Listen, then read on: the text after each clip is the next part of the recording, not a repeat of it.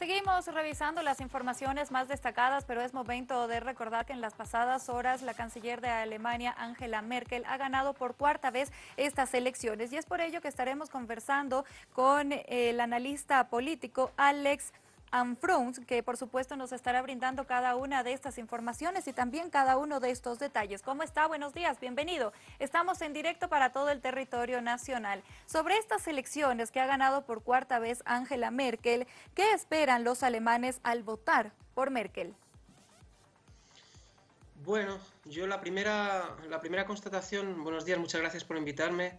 La primera constatación es que estamos en una Europa en crisis, en medio de una gran crisis social estos últimos años, y este resultado, pues, en cierta manera muestra la fragilidad de la victoria, puesto que va a tener Merkel una cierta dificultad, pues, en formar su coalición y además, por otro lado, muestra la pérdida de votos de su partido y, de hecho, del bipartidismo, lo cual es una tónica general, es una tendencia general de los diferentes países europeos, y lo vimos en las últimas elecciones en Francia la pasada primavera, y lo volvemos a ver en Alemania. Por lo tanto, el gran desafío que nos encontramos en esta gran crisis que existe en Europa es la construcción de una alternativa, puesto que este sistema capitalista no está funcionando para nada,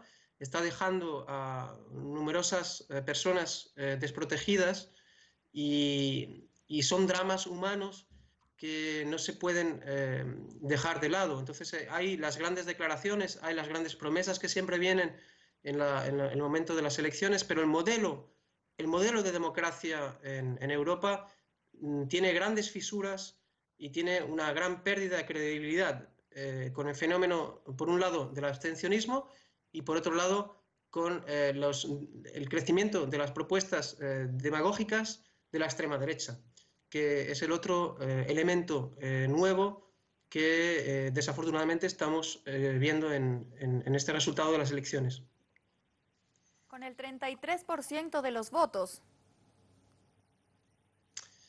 Sí, bueno, no es un resultado extraordinario para Merkel. En realidad, estamos viendo, al igual que en Francia, estamos viendo como, bueno, son victorias pírricas, son victorias tampoco muy convincentes. Es decir, en Francia, recordemos que hubieron 4 partidos que estuvieron a las puertas, es decir, de la primera vuelta. Mélenchon, que es la fuerza progresista principal, y también estuvo la extrema derecha, luego la derecha y luego este nuevo partido de Macron. Entonces, este fenómeno de la crisis del bipartidismo, yo creo que es central en analizar cómo va a evolucionar los siguientes años.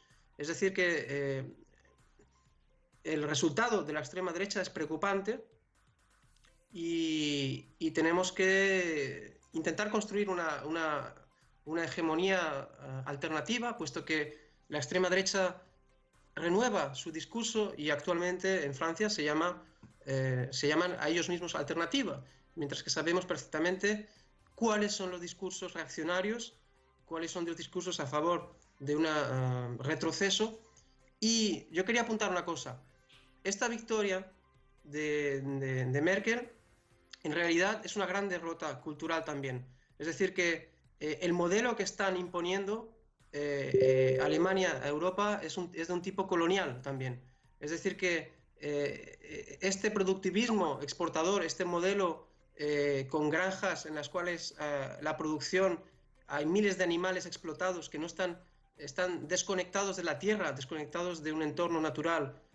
Cuando se nos presenta un modelo que sería supuestamente perfecto, mientras que el modelo alemán es tramposo en su esencia.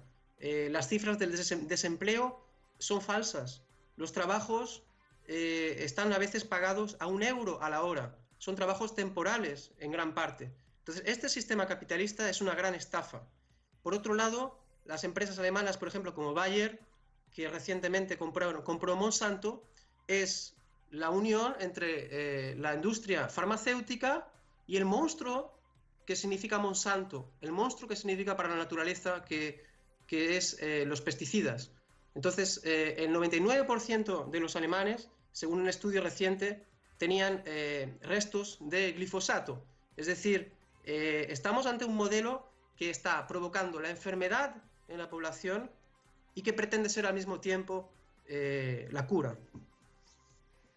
¿Por qué los votos van a esos candidatos conservadores y qué representan ellos en el imaginario popular? En realidad, hay una gran desconfianza de la población. No debemos quedarnos en la superficie de los resultados, sino analizar el malestar profundo que hay en la sociedad. La democracia solo está guardando las formas, pero en realidad hay un gran problema latente y hay una gran resistencia a todos los niveles que se está manifestando. Esta resistencia puede tomar diferentes formas.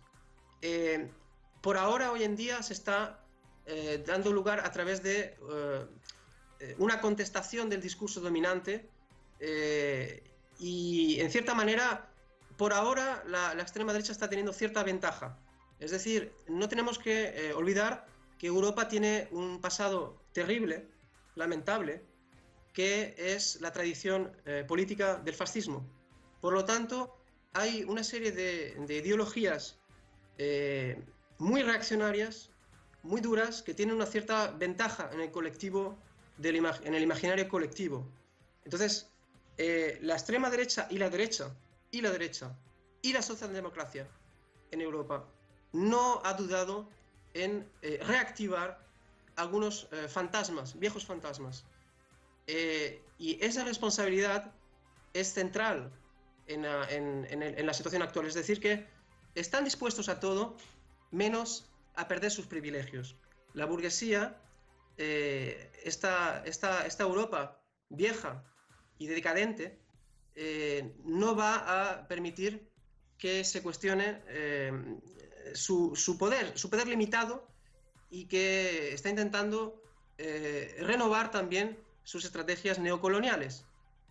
Tanto Francia como Alemania están teniendo a veces unas intervenciones disimuladas en algunos conflictos, más o menos disimuladas.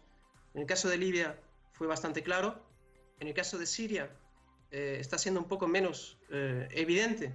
Lo han manejado de una manera distinta, pero hay una tentativa de activar mecanismos neocoloniales, y ahí entra en juego también la división de la población. Es decir, que tenemos una población multicultural, y el gran desafío que tenemos es que esta población no caiga en la división, que esta población sea orgullosa de sus orígenes, de sus identidades múltiples, de su identidad plural.